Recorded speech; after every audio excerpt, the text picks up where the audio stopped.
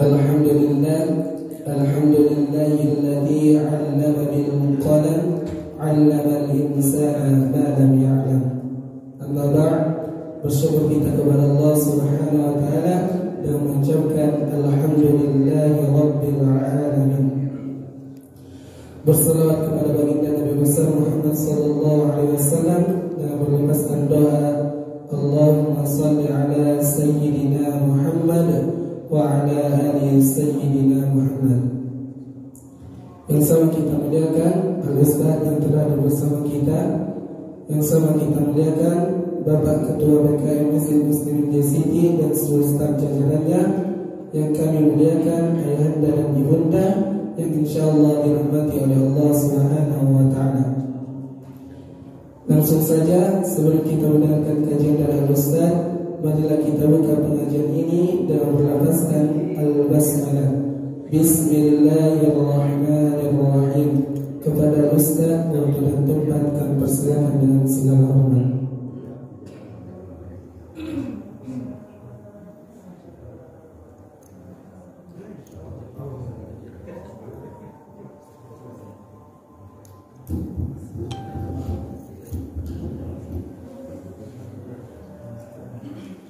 Bismillahirrahmanirrahim. Assalamualaikum warahmatullahi wabarakatuh.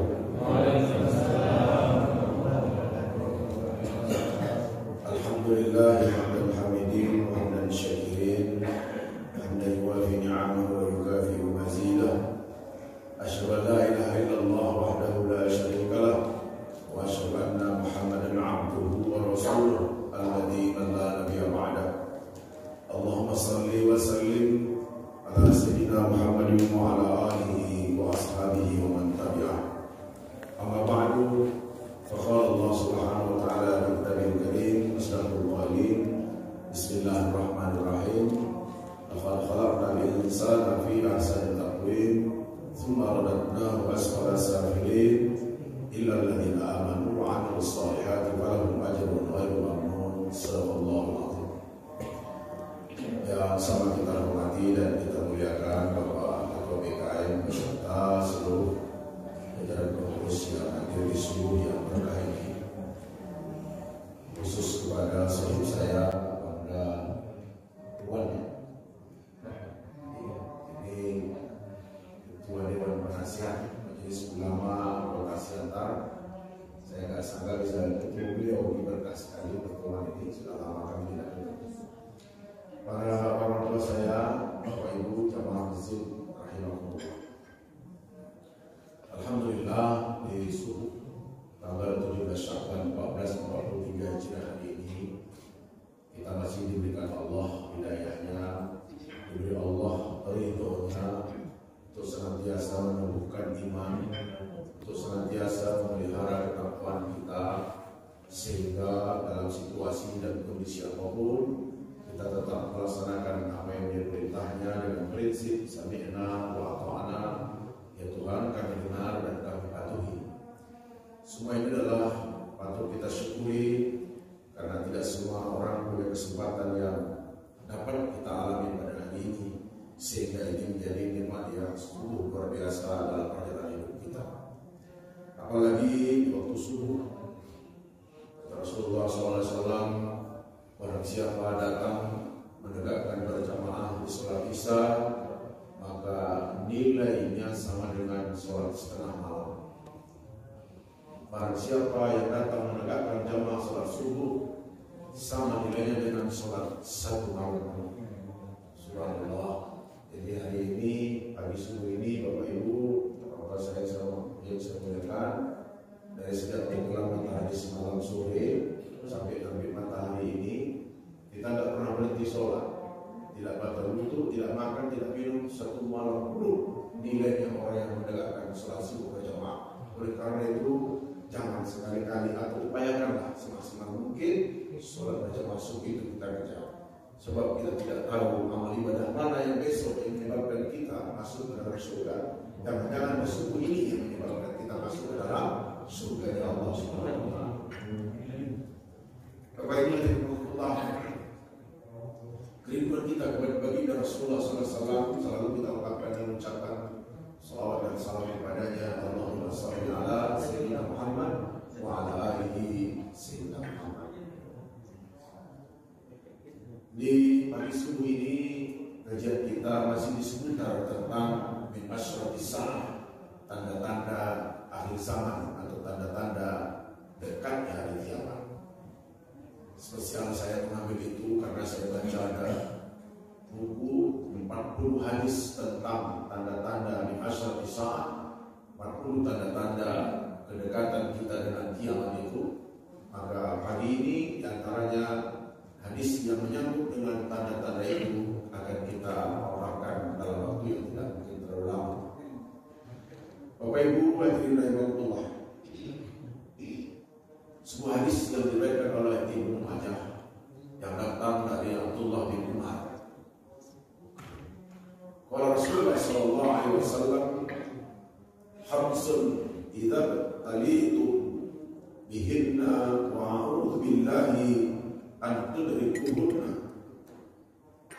Ada 5 kata Rasulullah SAW yang akan datang mencobaimu di dalam hidup dan kehidupan ini, sehingga aku pun berlindung kepada Allah. Bahkan aku berharap kalian jangan sampai menemuinya, kata Rasulullah SAW. Ada 5 hal yang akan dicobakan kepada hamba Allah ini, dan aku pun berlindung kepadanya. Jangan sampai, kalau boleh kalian jangan sampai mengalami apa yang 5 itu, yang menjadi min asyratis sa'ah, tanda-tanda kedekatan kita dengan hari kemudian itu, dan itu menyebabkan kerusakan yang luar biasa. Maka Rasulullah SAW menjabarkan satu persatu apa di antara tanda-tanda itu. Pertama, lam tazhar fahisyata fi qaumin qattun hatta ya'limuha illa masyafihim at-ta'un wal awjah. Kata Rasulullah SAW, tanda yang pertama itu tidaklah terjadi perbuatan fahisyah yang keji seperti zina, perbuatan-perbuatan yang sangat dilarang oleh Allah SWT, saling membunuh dan sebagainya itu,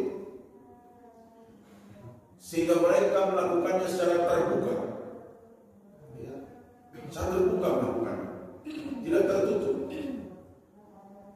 Sifat manusia sudah berani melawan apa yang menjadi larangan Allah itu terbuka sekali, tidak sembunyi-sembunyi, tidak aling-aling aja. Pokoknya dia apa yang lakukannya sesuka dia. Nah, lalu apa yang terjadi akibat dari perbuatan ini? Kalau sudah yang namanya fahisyah, perbuatan-perbuatan keji yang jahat, yang kotor itu terjadi tanpa batas dan tidak ada merasa lagi risih, malu atau menghormati adat istiadat apalagi hukum. Maka kata Allah, asyafihim ta'un wal awjah, ditimpakan kepada mereka penyakit ta'un dan rasa kelaparan yang berkepanjangan. Penyakit ta'un itu termasuk virus seperti yang sedang melanda kita. Sekarang sudah PPKM berapa nih Pak? Ya. Jadi ada orang bilang direktur Kopi Indonesia itu, presiden Kopi itu Luhut. Asalkan dia bilang PPKM 1 ikut, PPKM 2 ikut, pokoknya dia lah, ya. Saya nggak tahu kapan perkenalan mereka atau perkenalan jangan-jangan semangat pula ya Kopi itu sama Luhut, kita nggak tahu. Ya, hadirin dari Allah, ya, dia menentukan dan memang sebagai kewenangannya kan gitu mereka. Walaupun Menteri Kesehatan jarang-jarang kita dengar ya. Baik yang saya hormati, jadi kalau perilaku perbuatan keji larangan Allah itu sudah sangat terbuka, kita pun melihatnya tidak lagi merasa risih, tidak lagi merasa khawatir, tidak merasa takut, tidak merasa benci atau tidak suka. Ya, maka apa yang terjadi? Asyafih ta'un wal awjah. Allah akan menimpakan mereka itu penyakit yang berkepanjangan. Ta'un itu jenis virus. Sekarang HIV itu PBB belum bisa menemukan apa obatnya untuk menghilangkan, paling-paling hanya untuk preventif, mencegah. Ya, menghilangkan rasa sakit atau menghilangkan intinya tidak ditemukan. Bermiliar dolar dianggarkan untuk itu tak juga ditemukan. Apa benar ini kalau kita kata Rasulullah SAW bahwa perbuatan itu sudah sangat luar biasa? Barangkali kita tidak mesti datang ke tempat-tempat wisata lewat media-media yang kita baca, lewat informasi-informasi, apalagi media sosial. Kita lihat di mana-mana hampir pusat-pusat wisata itu, sentra-sentra wisata itu, destinasi wisata itu, ada hal-hal yang berperilaku seperti kata Rasulullah, kebebasan-kebebasan yang seperti itu. Apakah langsung perbuatan itu seperti zina dan sebagainya, bahkan promosi-promosinya pun sangat luar biasa. Hampir seluruh daerah pinggiran pantai di pusat-pusat wisata itu menjadi tempat di mana perilaku-perilaku menyimpang terjadi. Karena kadang-kadang kalau kita lihat ada rahasia Satpol PP, ya ditemukan pasangan suami istri, pasangan yang bukan suami istri, misalnya kan. Ini kan kalau mau Ramadan gitu ya Pak, Ramadan biasa operasi justisial gitu ya kan, bukan KTP diperiksa, macam-macam.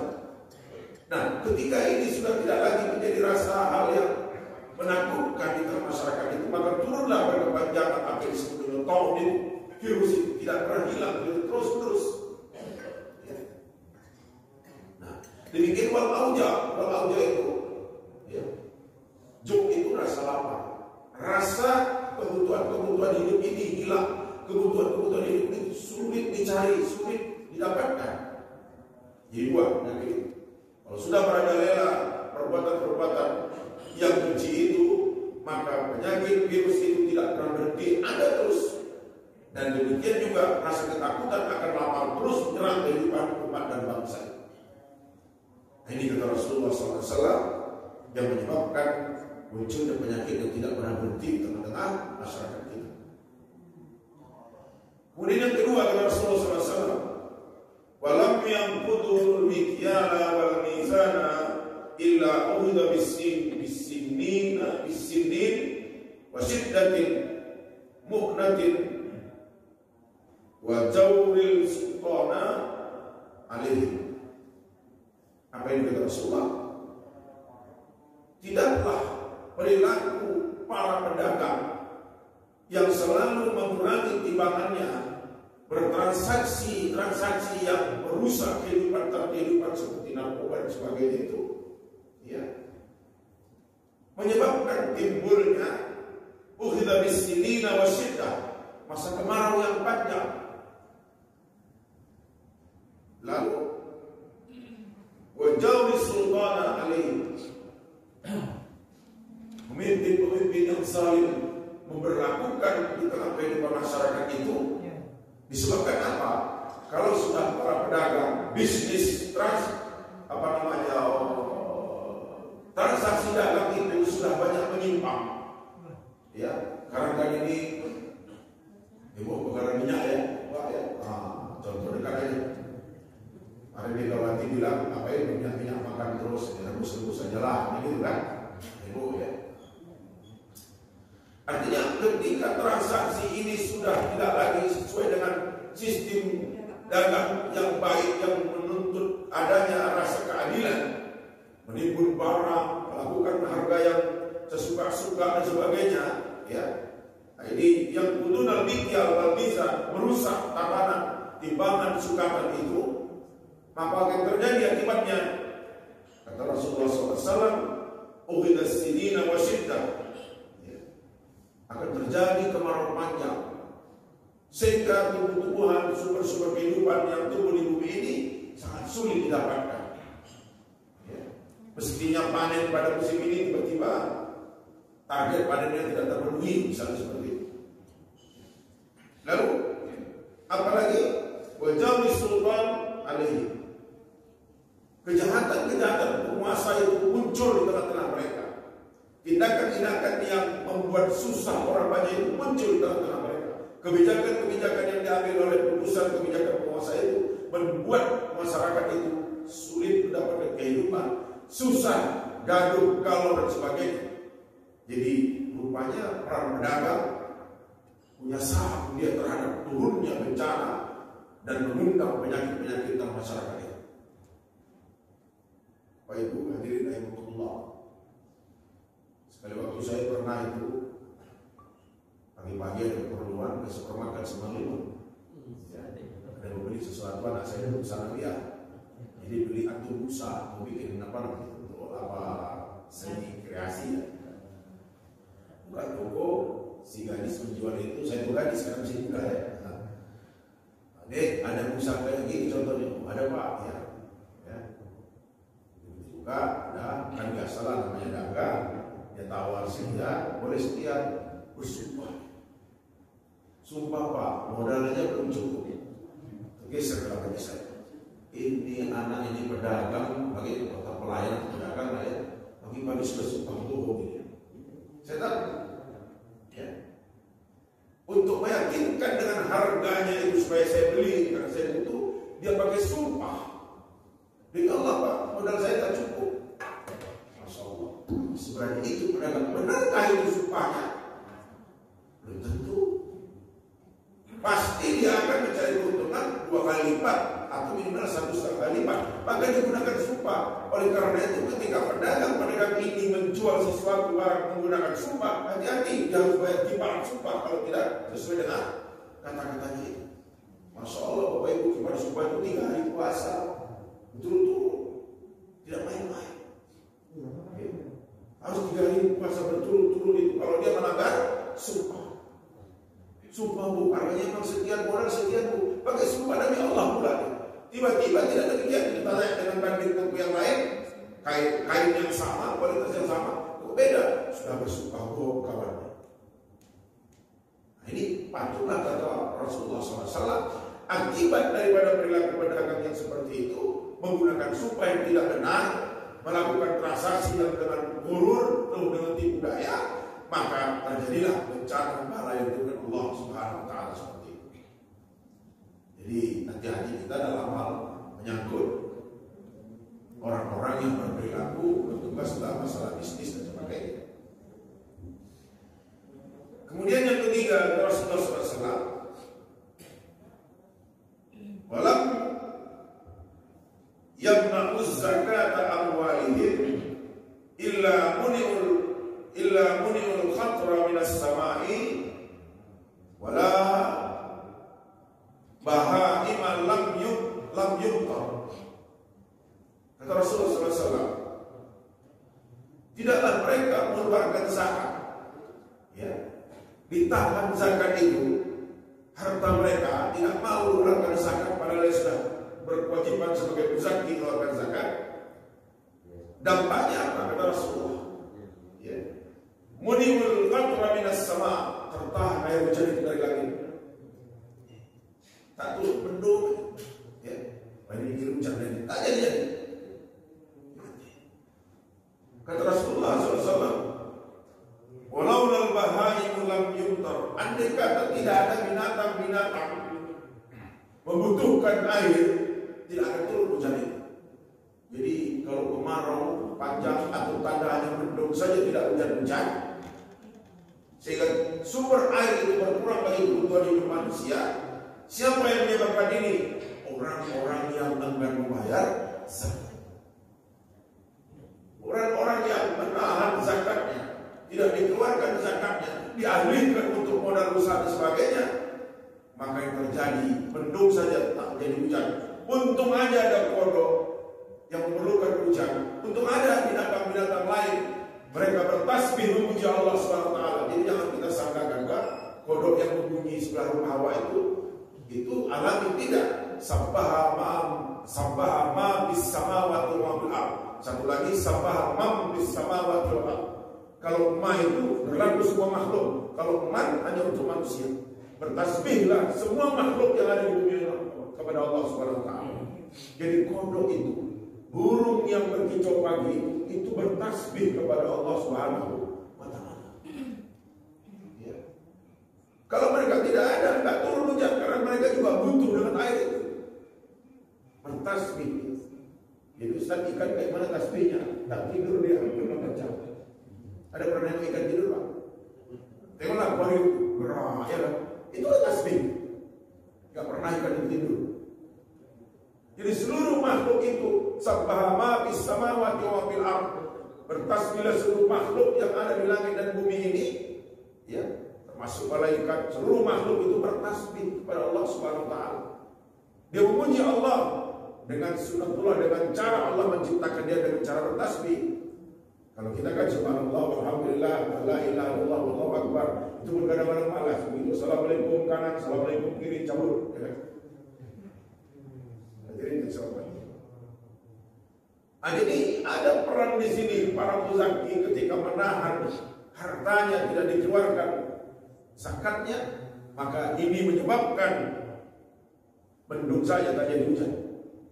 Untunglah kata Rasulullah ada al-bahaim, binatang-binatang yang mereka bertasbih kepada Allah, tasbihnya itu dijabai Allah, turunlah hujan. Jadi berutang budi sama kodok ini Pak. Kalau hujan itu berutang budi sama kodok, sama burung, sama seluruh makhluk ciptaan Allah. Mereka yang minta supaya kebutuhan mereka dipenuhi Allah, turunlah hujan, kita menikmatinya. Itu yang ketiga. Yang keempat, kata Rasulullah SAW, lam yanqudu ahdallahi wa ahda rasulihi illa sallallahu alaihim aduwan min ghairihim.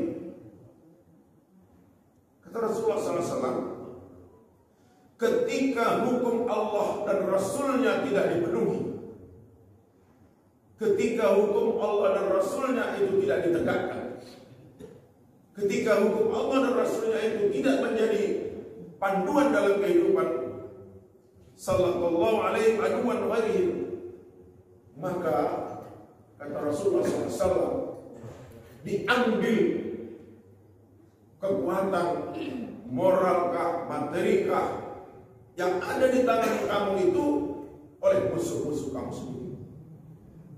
Ya. Jadi kalau hukum Allah dan Rasul itu tidak ditegakkan dengan baik, tidak berjalan sedang mengatur kehidupan yang baik ini, maka kekuatan yang ada pada kita, mungkin kekuatan moral, kekuatan materi yang dimiliki orang umat Islam itu akan diambil alih oleh musuh Allah dengan semudah sekali.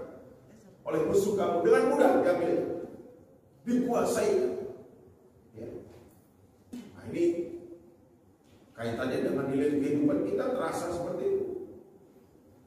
Kalau sudah hukum Allah itu tidak ditegakkan, ada kemarin yang ribut perkara Undang-Undang nomor keputusan Menteri ya, Pendidikan nomor 2 tahun 2020 tentang perlindungan kekerasan seksual di perguruan tinggi ya.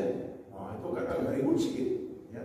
Agak ribut sedikit karena di sana ada pasal-pasal, kalau nggak salah saya baca itu pasal 5 ayat B ya.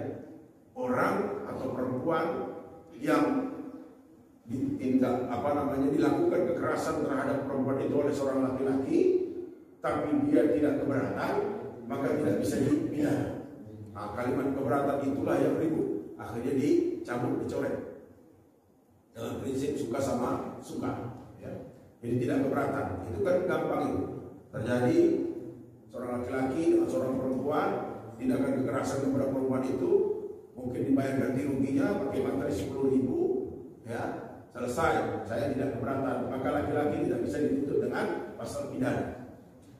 Di waktu itu ribut rame, akhirnya dicabut, tidak jadi ya. Tapi kita nggak tahu apakah nanti muncul lagi. Jadi pada umumnya ketika hukum Allah dan Rasul itu tidak berlaku di sebuah sistem masyarakat itu, ya, disebabkan mungkin karena kesadaran umat yang tidak terbangun atau kekuasaan yang mungkin merajalela dengan kekuasaan yang luar biasa, sehingga hukum itu adalah yang menentukan penguasa, bukan kepentingan maslahat masyarakat orang banyak. Maka apa yang terjadi kata Rasulullah sallallahu alaihim aduwan min ghairi, dicabut Allah kewibawaan, kehormatan ya, yang dimiliki umat Islam itu diambil oleh musuh, sehingga kita dikuasai, dikendalikan oleh musuh itu sendiri. Yang ibu kemarin Pak masuk berita lagi, Pak Mahfud kemarin di koran supaya ditangkap itu pendeta Sayyidin yang mengusulkan 300 ayat Al-Quran itu dicabut ya. Heboh kan? Level menteri loh. Mahfud itu ngomong itu sudah menistakan agama ya, sudah merendahkan agama lain, mencampuri agama lain, kan terang-terangan viral beritanya itu kan, luar biasa. Ya. Jadi ini musuh-musuh Islam itu sudah tidak takut lagi. Dalam segala apapun berani dia mengkritik Islam itu dari dalam dan sebagainya. Jangan lagi orang yang dalam Islam itu sendiri, kalangan munafikin yang lebih parah lagi. Ya. Yang menyatakan bahwa Al-Quran itu bukan kitab suci, bahwa Al-Quran itu masih bisa dikoreksi, ya, bahwa Al-Quran itu tidak sesuai dengan zaman dan sebagainya. Banyak itu yang kalau dalam kalangan orang-orang politisi mengatakan apa itu buzzer, ya, pendengung yang mungkin dibayar dia tuannya. Itu dia menyatakan dirinya Islam. Kalau di luar Islam, sekarang kita tahu dia, ini dia Islam, dia sholat juga. Tapi bagaimana dia merendahkan Islam itu untuk mencari kehidupannya, untuk mencari keduniaannya. Dia jual, dia hinakan, dia rendahkan. Itu terjadi. Ya. Di daerah kita bahkan dijadikan alat untuk jadi menimbulkan kekacauan-kekacauan. Ya. Menimbulkan hal-hal yang bisa meresahkan umat Islam itu. Nah, jadi ketika hukum Allah itu tidak ditegakkan, tidak berjalan, lalu kita bertanya, bagaimana di negeri kita ini yang hukumnya tidak menegakkan hukum Islam?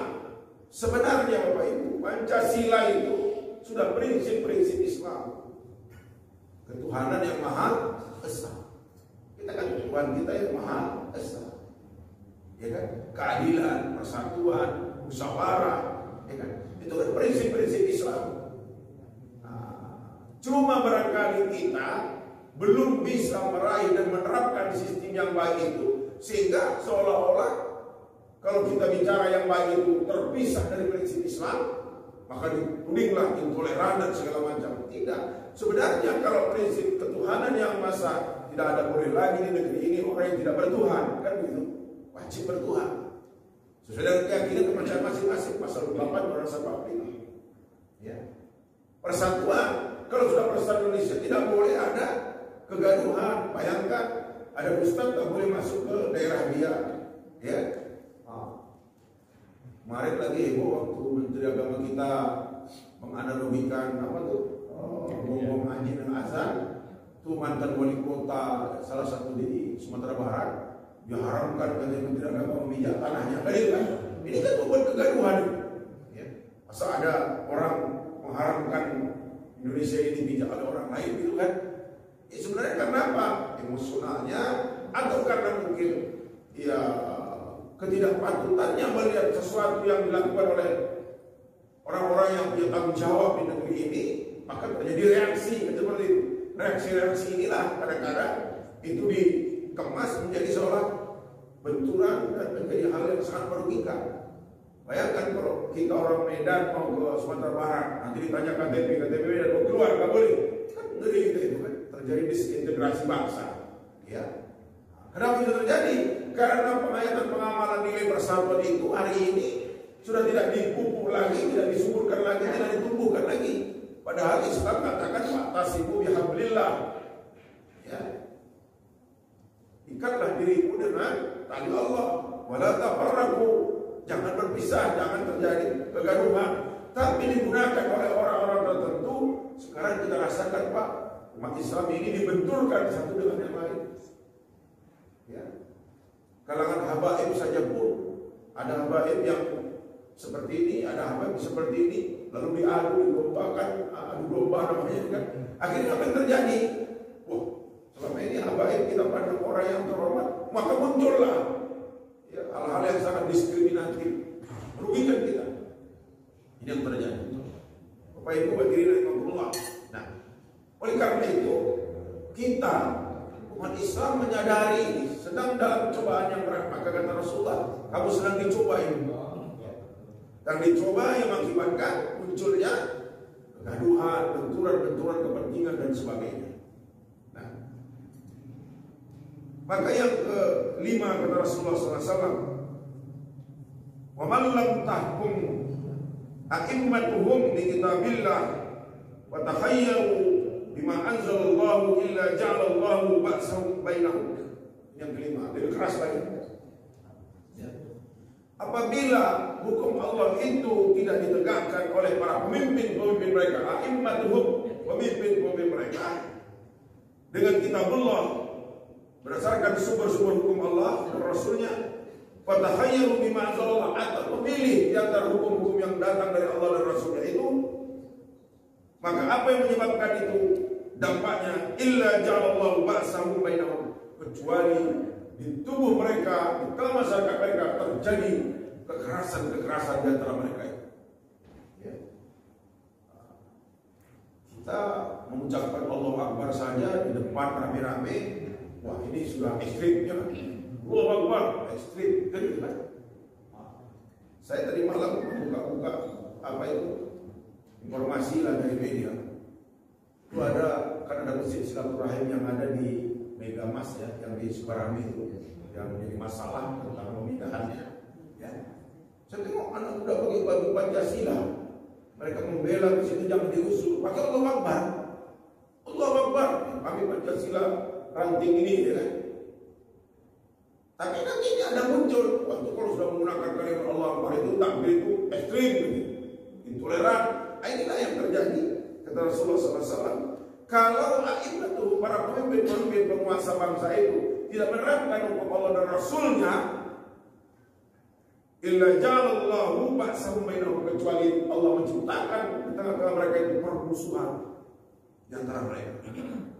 Jadi datang kesadaran kita Bapak Ibu, kontribusi apa yang kita berikan sehingga bisa memberikan sesuatu kedamaian, kebaikan dalam kehidupan masyarakat berbangsa ini.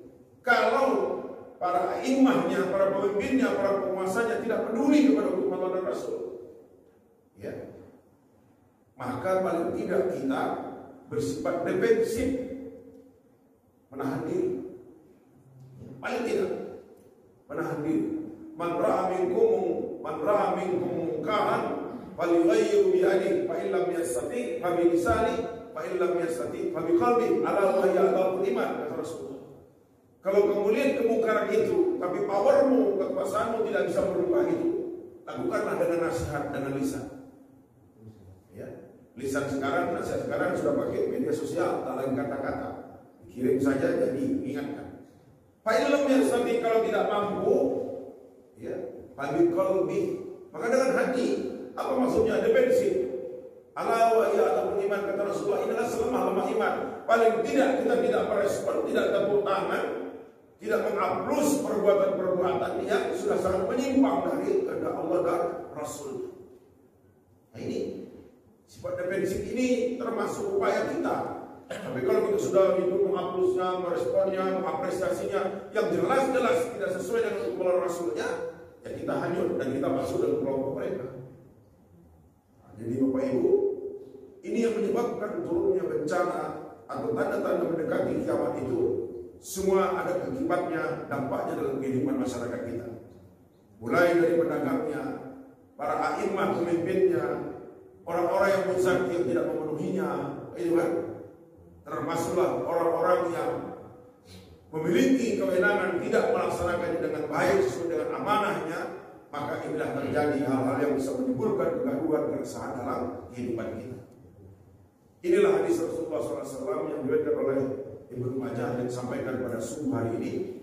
Dan bagian yang kedua, insya Allah kita akan masuk di bulan suci Ramadan. Hari ini 17 Sya'ban 1443 Hijriah.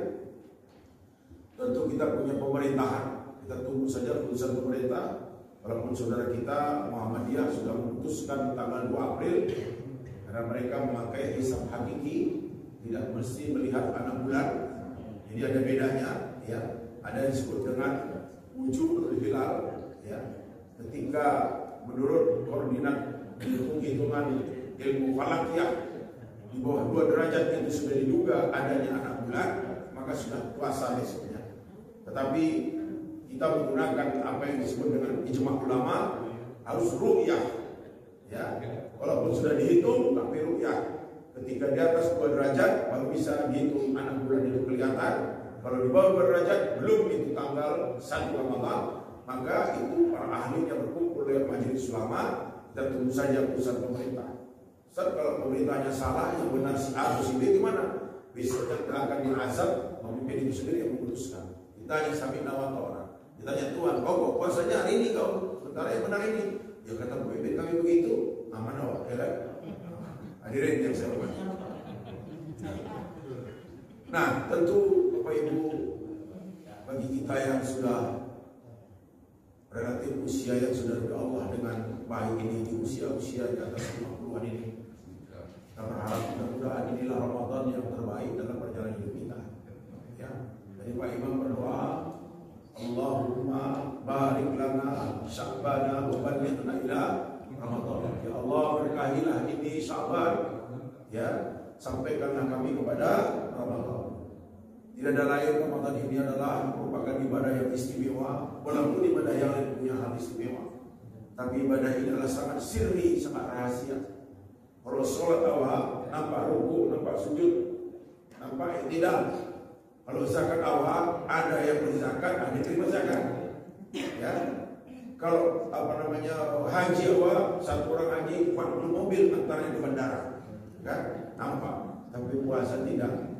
Sirri, hanya si hamba yang berpuasa dan Allah yang melihat. Itulah rahasia puasa. Ya. Makanya puasa ini ibadah yang paling berat bagi orang yang belum terlatih, tapi sangat dirindukan bagi orang yang sudah terlatih. Ya Allah, inilah kesempatan untuk menghilangkan segala kelemahan kekurangan kita,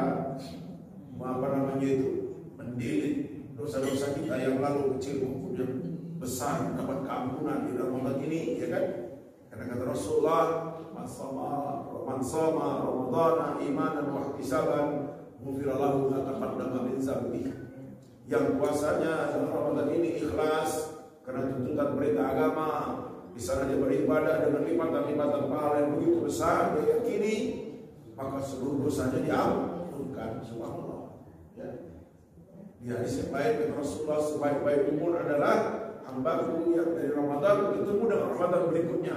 Ramadan yang lalu kita ketemu, Ramadan ini insyaallah ketemu. Sebaik-baik umur. Jadi baik umur kita itu dalam pandangan Allah bisa melaksanakan satu Ramadan sampai Ramadan berikutnya.